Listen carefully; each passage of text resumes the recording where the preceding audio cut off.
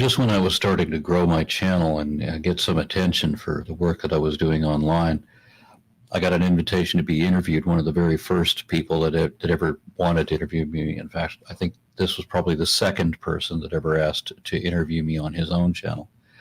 And it was somebody with a very professional British accent. Could have been hosting a nature documentary,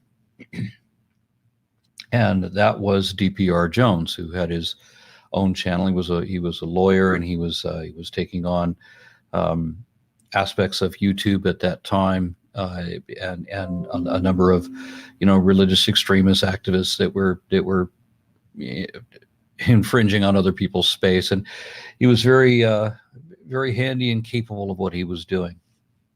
And we both ended up being activists for a time. And I remember at some point there was a conference that was being held in Dublin. It was a World Atheist Conference, and that was going to be that was my first time off this continent, off the North American continent.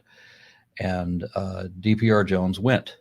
So we met physically in person for the very first time, and we both shared a stage with Richard Dawkins, which I think that's something to put on your resume, isn't it?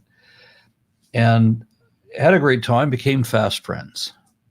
I had met up with DPR Jones a number of other times. He came to the U.S. For the Reason Rally in 2012, and we went. There was another time that we met in Austin for American Atheist National Convention, and then there was another American Atheist National Convention going on in Salt Lake City, Utah. This was my favorite one for DPR because he was coming in.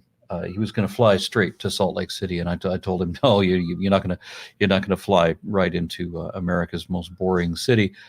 I said, land in Albuquerque, New Mexico, and I'll pick you up there. And it wasn't just DPR; it was also the True Puka was coming in from New York, and so I picked him up there, and we drove on into the Four Corners area out of New Mexico. Four Corners is New Mexico, Colorado, Utah, and Nevada.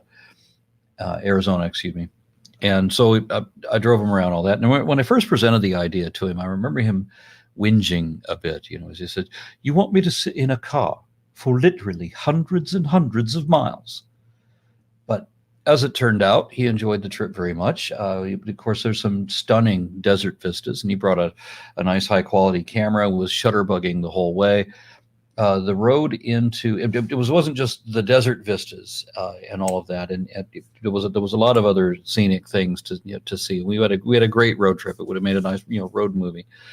And one of the things was when we were right as we're getting into Salt Lake City, there's a huge mountain pass, and we went through. There was traces of snow everywhere, and it was really stunning.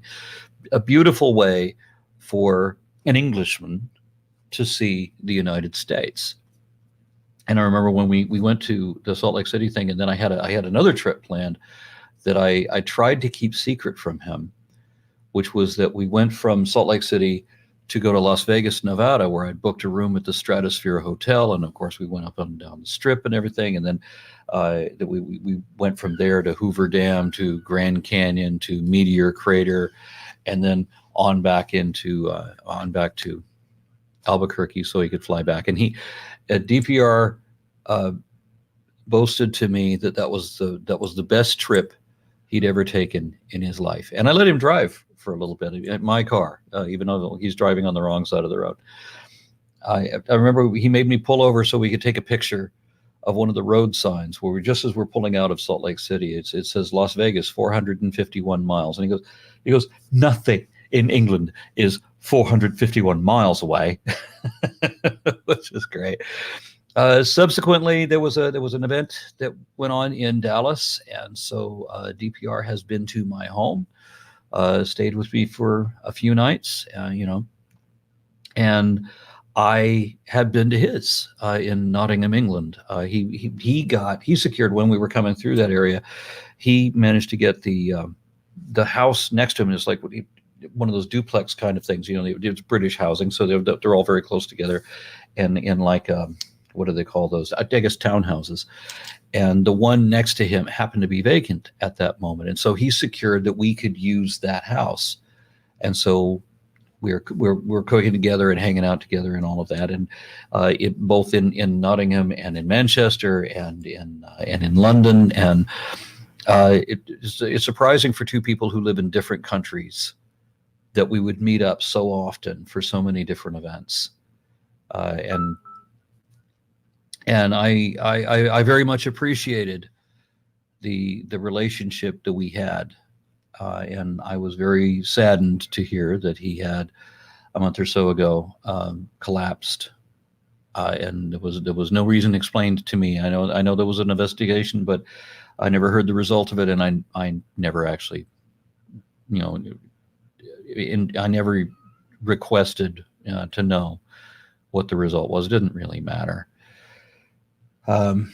Eat, drink, and be merry, for tomorrow we die, and he just got a head start on some of us. Anyway, R.I.P. DPR. And I would have mentioned this earlier, but his family had requested that I not make any sort of a public announcement, so respectfully, I did not, and now I'm given authorization to do so.